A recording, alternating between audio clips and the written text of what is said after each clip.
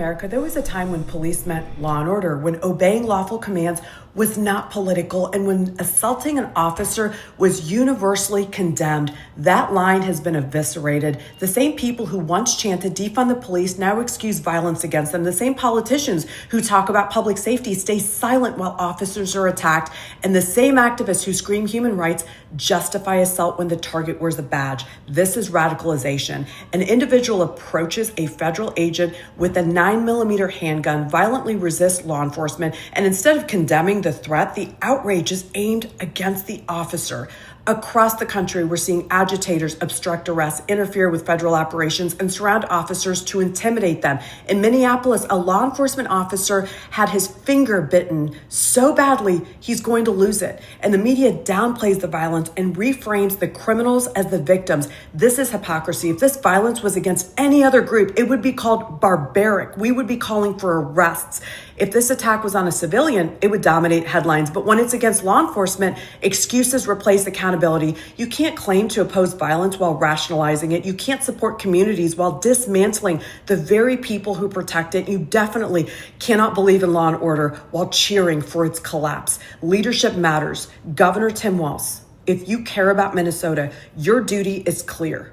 Your time is limited, but your duty is clear. When officers are under attack and public order is breaking down, you must call in the National Guard. You must act decisively to protect citizens and law enforcement alike. Failing to ask for help when chaos and violence are unfolding is a dereliction of duty, and Americans are not asking for politics. They're directly asking for safety today. They're asking for leadership, people who will defend the rule of law. This is not the America we know.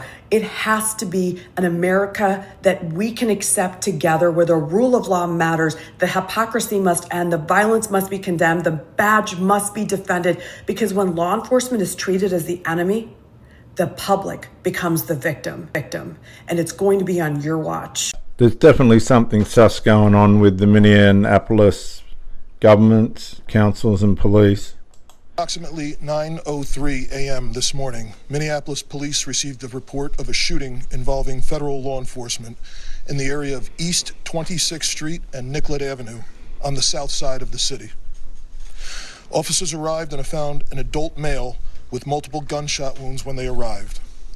Life-saving aid was being rendered, and he was transported by ambulance to Hennepin County Medical Center, where he was later pronounced deceased.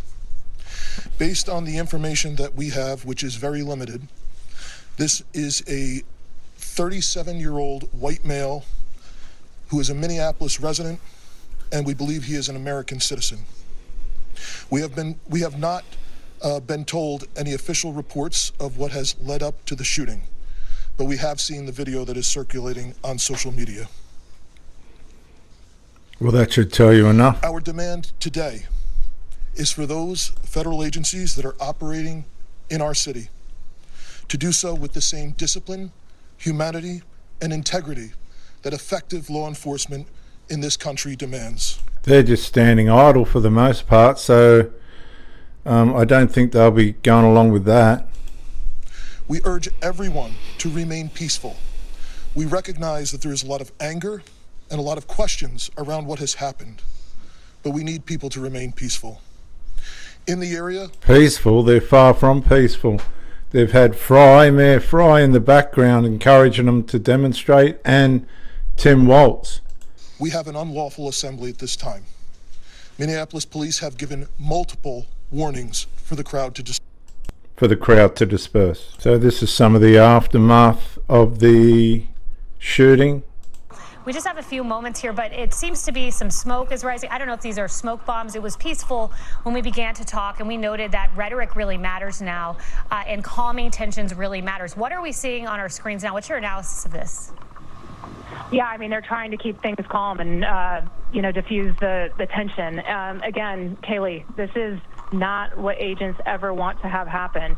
It's insulting to hear this governor make it seem like, this is the wild, wild west and this is what they want to be doing. This is not what they want to be doing. They are literally enforcing the laws. The government's corrupt. Tim Walz's government is completely and utterly corrupt. Targeted interactions. These are targeted operations. They are simply doing their job. And again, without the details of who this subject is, whether they were someone that they were arresting, whether they were a bystander or protester. Frankly, when you're looking at the deadly force policies, that's completely irrelevant. For them, they are literally looking at what we've gone over and over before. But my piece of advice to anyone in Minneapolis, and frankly anywhere in the country, let the law enforcement do their job. If you have a problem, stay out of the way of the law is the message. Okay, we're going to switch now to some video that came into our newsroom. I am watching this for the very first time along with you, so let's just watch together here as this unfolds. But this is a video that was shared with us via Facebook. It's unclear. There's about 30 seconds left. It's unclear if this was before or after the shooting. I do see some yellow tape off blocking the streets, so I'm not sure if this was after the ICE-involved shooting occurred or not. But, okay, so this is the video that, again, I'm seeing for the first time with you. So let's watch whatever this is that's unfolding. Okay, so you've got crowds interfering with the federal police. I'm about to run out. There's about 1 minute and 15 seconds or so left on this, so it is a little bit of a lengthy video. You can see some sort of scuffle there on the ground in the street. Crowds interfering with looks like federal several police. Believed to be. Okay, so they're in a dangerous situation now. They're antagonizing Unclear at the this federal point, police. at least from my view, how many people them? are involved. But you can see definitely some people around. You cannot antagonize the federal police. You'll get shot. Look. Someone there on the ground kind of being dragged as well. But again, you can see from where this video starts, we don't know what led up to this, anything about how this began. It's interference with the police. Why isn't she saying that? Not even an hour ago. We are also talking about the individual who was shot has died. We also have some video in that is circulating on social media that shows what led up to the shooting. We want to warn you, this could be very graphic and upsetting for some of our viewers. The video shows a bunch of federal agents actually having an altercation with the individual on the ground. You can see one of the agents come in, they are punching the man, and then all of a sudden you hear gunshots. We're not exactly sure where those gunshots came from, but the crowd erupts after that happens. And like you see, once again, there's an altercation between that individual on the ground near 27th and There are reports that apparently he was armed. I'm not sure. Several officers on top of this individual. They are punching on him, and then you hear shooting and profanity. And you'll see the flying monkeys that aren't with the federal police running off. That are circulating on social media has been given to us, and we are sharing it with you as we learn more about what is exactly happening there and what happened at 27th and Nicollet. We're told that at 11:30 there will be a briefing by Mayor Jacob Fry as well as Police Chief Brian O'Hara. Since Operation Metro Surge began, they have been asking protesters and crowds to remain peaceful, and they will continue to do that again at 11:30 briefing and talk more about this federal agent allegedly shooting an individual, and that individual, as we have learned, has died from his injuries. We do have several reporters on the ground. Adam Duxter's on the north side of where the incident unfolded, and Frankie McLister is on the south side of where this incident unfolded. We did hear from DHS, who wrote into CBS News and showed pictures saying that the individual who was shot and is now dead had a gun and 2 magazines on his person. They are also tweeting pictures of that to show that he did have a gun and 2 magazines. We did just show you this video that was given to us here at WCCO showing those agents on top of that individual. Punches are being thrown by federal agents, and then the sound of gunshots. Yeah, he's got a gun. He's got a gun. That's what would have come out. Screen. Several agents, more than 4 or 5, are on this individual. Yeah, he's got a gun. He's got a gun. Swinging, and next thing they know, they got dispersed, and we hear gunshots. That is video that is circulating on social media right now about what happened at 27th and Nicollet right before shots rang out, and now the individual. See, when they ran off, he's got a gun. He's got a gun. Boom, boom. He's dead. Who was shot, we are learning, is deceased.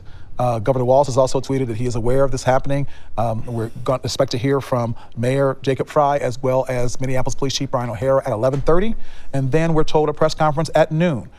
Okay, the first thing you got to ask yourself is, what is this person doing interfering with the police? Federal police doing their job. They've been warned and warned and warned. Actually, this photo is courtesy of the VA. So this is someone who obviously we're going to learn a lot more about from not only the family who has confirmed his death, but Yeah. his coworkers, family members, those who loved him in the days that come. Yes, we will keep that central to our coverage for sure. Just looking. Yeah, let's go to Adam Duxter, who's been on the ground throughout the morning. And Adam, give us a sense of maybe how some of the vibe has really changed there over the last couple of hours. Yeah, hi, Derek and company. A relief, I would say, for many here after hours of a tense standoff between federal agents and state patrol and conservation officers. Now we've heard cheering, we've heard clapping, we've heard that and everything else here. And the one thing we have heard from people here is that they don't plan to go anywhere anytime soon. We've seen just about every intersection or every direction at this intersection as you go barricaded. But I want to talk to one person here. Why? Yeah. And you have lived here for some time, just up the road for a period of time. How would you describe just the way as a Minneapolis resident that you're feeling right now? Can I describe it not as a Minneapolis resident, but as an American citizen? Thank you. This started as a pretext about immigration and the fraud, whatever. It's well beyond that now. It's into your Second Amendment, it's into your Fourth Amendment, it's into your Sixth Amendment. This is so far beyond what people at home probably are watching going, it's Minneapolis, it's woke off, it doesn't affect me, whatever. It does. It's you as well now. Wake up. Please watch what's happening here. I feel like we're performing CPR on what may already be a corpse called the Constitution. And there's plenty of people online laughing at us and going, tryhards. But I think it's worth it, and I hope you do too. Well, you were saying to me earlier that you were HOA president for a while. Yeah, I'm the Square community, man. I built real estate document search portal sites for Wells Fargo. I am the Square community. But you were HOA president, Frank and Nick. So this community to happen here, for this to happen here at this intersection on Nicollet in East Street. How do you begin to explain the significance of it happening here today? Well, the fact of the matter is the person should not have been interfering with federal police. That's the bottom line. Because video appears to show he's disarmed before shots are fired. So I just want clarity on that. And beyond that, I just want to follow up and ask who within the federal government is leading the criminal investigation, understanding that CBP OPR has opened up an internal investigation. And beyond that, why did federal agents tell Minneapolis Police Department to leave the scene? We're continuing to follow the exact same protocols that we always have. And so this investigation is ongoing. We're continuing to gather the facts as they unfold throughout that. And we'll do it just like we did under the entire Trump administration and previous administrations. Nothing has changed, and we'll continue to release details as we have them. But I want you to not distract away from the facts of the situation. Our law enforcement officers were there doing a targeted operation against an individual who was in this country illegally and had a criminal conviction for domestic assault with intent to do bodily harm and other convictions as well. This individual went and impeded their law enforcement operations, attacked those officers, had a weapon on him and dozens of rounds of ammunition, wishing to inflict harm on these officers, brandishing like that and impeding their work that they were doing. We'll continue to allow. That is a different incident that happened at the same situation after. So there's a lot going on. Heavy. The Attorney General, Pam Bondi, joining us live here in studio. AG, thank you so much for coming in. Sure. This has been hard to watch for everyone involved. Let me just get your initial thoughts of what's happened here in Minneapolis in the last couple of hours. Well, why this has happened in Minneapolis is because you have a mayor, you have a governor who has declared Minneapolis a sanctuary city, saying, bring your worst of the worst to Minneapolis. You're invited here. We will protect you. Aisha, these are the arrests. These are just the arrests that ICE has been making. And that's why Donald Trump has ICE in Minneapolis to protect the citizens. Sodomy of a boy, strong arm robbery. Sexual assault, sodomy of a girl under the age of 16. Rape, 12-year-old girl. Strong arm rape, ag assault. Convicted rape, child fondling. These are all the illegals that Joe Biden was letting into our country. And they were all going to Minneapolis because the mayor, the governor, the AG, they were protecting them. 100%. And Donald Trump is going to protect the citizens of our country. I was there all week, as you saw. I was in Minneapolis, and we are going to protect our churches. We are going to protect our great men and women in law enforcement who were out there doing their jobs today. They were out there arresting a violent offender, and then this guy comes up. I can't talk about more of the details. Chief Bovino talked about that. It's now all pending, but we will support the men and women in law enforcement, and we will support the good citizens of Minnesota if the governor and that mayor aren't going to do it. Some of the people that you arrested, like you mentioned, in the last couple of days, you feel it was incredibly organized. What can you tell us more about what we're seeing on the ground there? I mean, our Steve Harrigan, who's covered many wars, said that in his own observations, it feels incredibly organized. These people know each other. They know where to go. What do you know about this? That's right. And I can tell you what I observed when I was there. It's extremely organized. The signs they have are all matching. They're well written. And look at what's happening today. How did these people go out and get gas masks, these protesters? Would you know how to walk out on the street and buy a gas mask right now?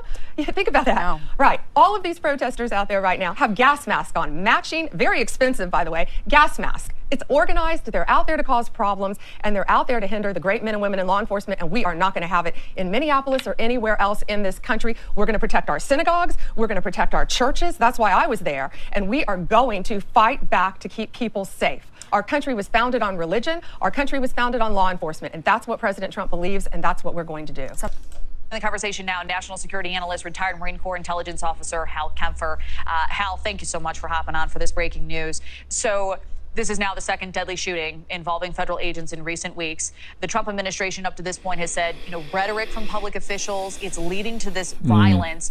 And if you would just let us into your jails, we've heard this time and time again from the border czar, Tom Homan, we wouldn't have to be roaming the streets doing these types of operations. What are your thoughts on some of those claims? Kelly, my thoughts are we might be at a strategic inflection point in terms of what's going on from a White House standpoint. President Trump, of course, has already threatened more than once about imposing the Insurrection Act. My understanding is the White House made some comments about it that where he basically said that what Governor Walz was saying, what the mayor of Minneapolis was saying, was basically, quote, inciting an insurrection, unquote. That sounds to me like the president is poised to potentially invoke the Insurrection Act. And that does change things. That would allow federal troops to actually be deployed to Minnesota. And with the Insurrection Act in place, they actually could do law and order activities, law enforcement activities on the streets. And that would be a huge shift. That would be similar to kind of what we've seen earlier, sort of what we saw in Washington, D.C. But obviously, the mayor of Minneapolis and the governor of Minnesota do not want to see that at all. And it does set up a potentially politically precarious situation, but also a very dynamic situation on the streets of Minneapolis. Right. Dynamic to know. Also, there are concerns about escalation all at the same time. So what do you see as the impact of those troops being sent in? Well, initially, based on what I'm seeing so far, and of course, as we see in this scene, a lot of protest activity, setting up barricades. This is getting close to the stuff you kind of see, obstructing federal law enforcement.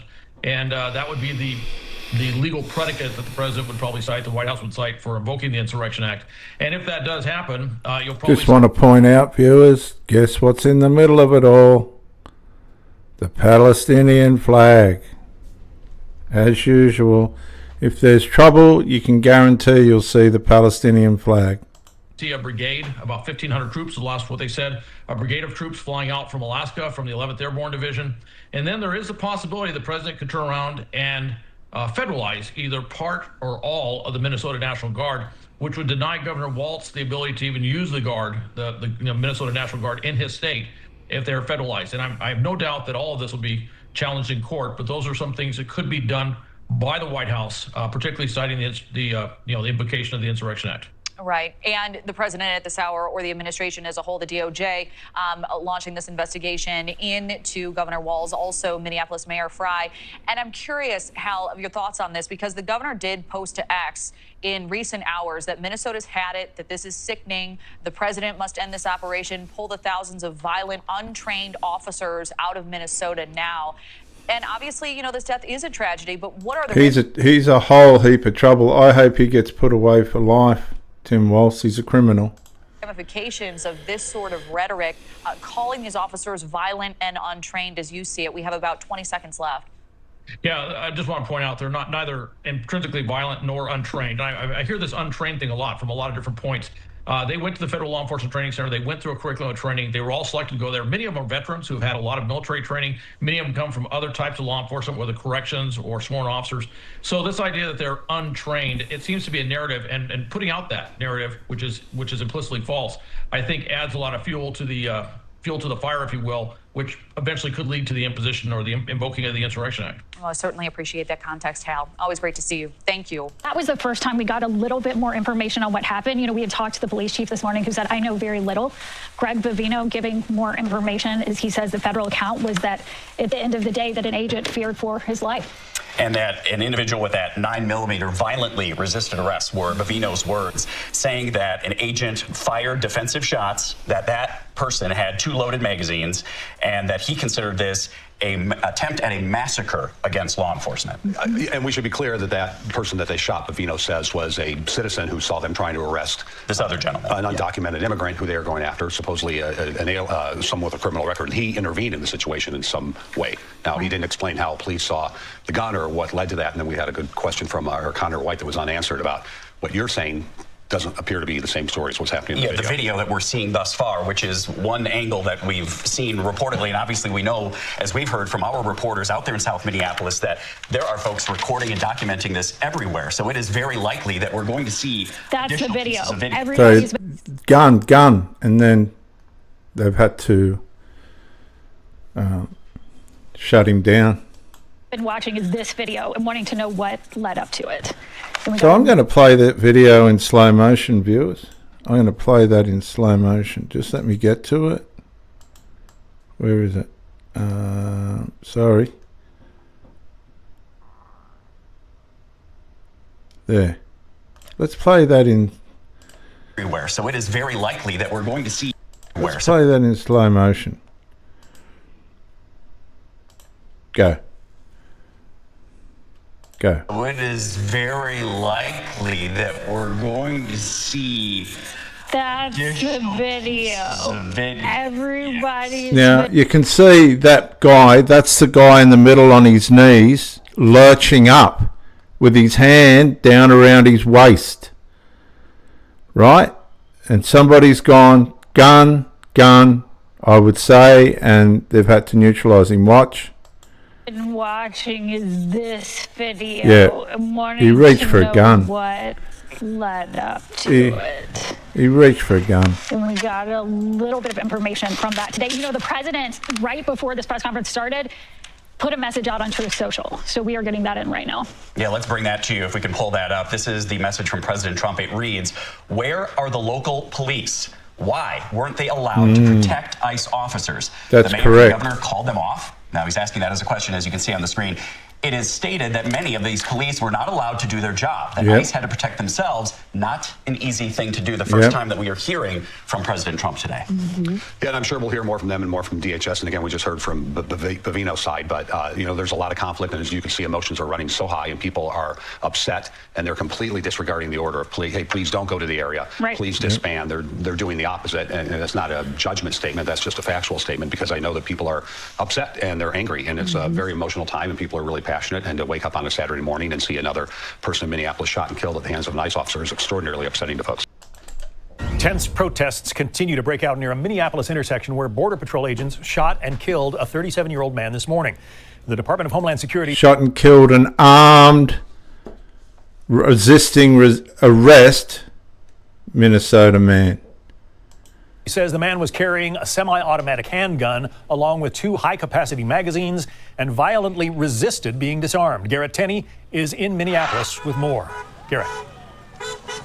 Yeah, John, so we moved from the site of the shooting over to the Federal Whipple building, and we are here because this is where officials said the National Guard will first be arriving to relieve the Sheriff's Department here, to free them up to be able to help with other parts of the city. We actually saw just 30 seconds ago the first sign of the National Guard arriving here, multiple National Guard trucks that came right past here and went right there down the road. So what we can see here is that this has been one of the central points of protest over the last 3 weeks almost now, and you can see they have erected these concrete barriers and this fencing, and you see protesters lined all along this fencing here, and they are staged here like they're going to be here for a while. You can see there's a snack table back here. There's a propane heater with a propane tank. They have blankets as well for anyone who's feeling cold, because it is, you know, negative 10, negative 12 degrees. But this is the first place that the National Guard is going to be being deployed to, what could be the first of multiple areas around the city, as we wait to see, as we go into this evening, what happens with these protests. And if, in fact, like the governor and the mayor have said, that they do have enough forces on hand to be able to control things and keep things calm and peaceful, is what they were calling for people to do. But we're going to be keeping an eye on that going forward, John. So to be the clear, governor and the mayor have completely lost control. I don't know what he's talking about. Okay, let's play this back. I've got it on slow. There's Pretti there, apparently.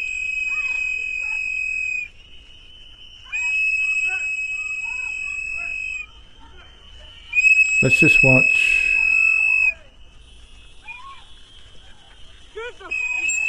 The fuck, people? The fuck is wrong messing with you. Honestly. So these people were interfering with the federal operation, as we know, but Favetti's down in there.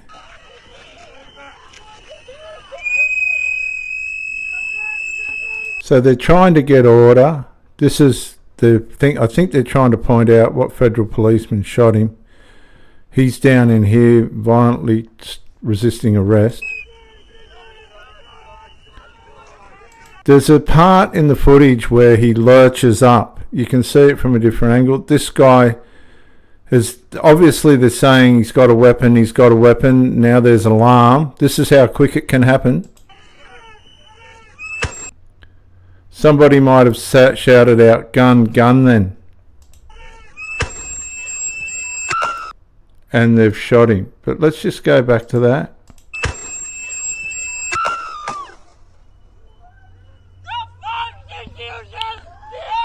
He's dead. He's gone, unfortunately. Okay, so here's an image of Alex Jeffrey Pretti interfering with the federal agents. He's age 37. He's an ICU nurse at the Minneapolis VA Veterans Affairs Health System. His citizenship background reported as a US citizen born in Illinois. Criminal record, AP and Star Tribune report no criminal record aside from minor things like parking and traffic tickets. Multiple outlets report he participated in protests connected to Minneapolis ICE-related actions and the earlier killing of Renee Good. He was there for that. Star Tribune quotes a colleague saying they weren't surprised he was out protesting given the city's climate. What happened, high level, because details are still contested, we have to be careful, but AP describes the incident as a federal officer shooting him during the broader immigration crackdown tensions and protests, and Minnesota Governor Tim Walz activated the National Guard amidst escalating unrest. Local coverage reports memorial gatherings near the location where he was shot. No major reliable reporting has been found as to his religious explicitity. LA Times and Star Tribune coverage in the sections available doesn't identify his faith. There is reporting about a Jewish community event, Havdalah of Hope, at the Temple Israel moving online after the shooting, but that's about community response and safety concerns, not proof of his religion. What should you treat as unknown? This is what you should treat as unknown until the investigation lands. They say he was armed, and that's what exactly triggered whether he was armed, what exactly triggered the confrontation and the legal justification for the shooting. Claims and video interpretations are flying around fast. The cleanest, reputable summaries right now emphasize that much remains unclear and investigations are ongoing.